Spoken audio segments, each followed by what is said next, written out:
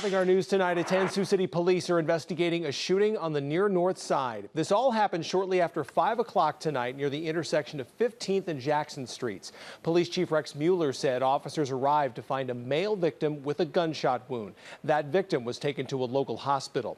Witnesses were able to provide police with a description of the suspect's vehicle.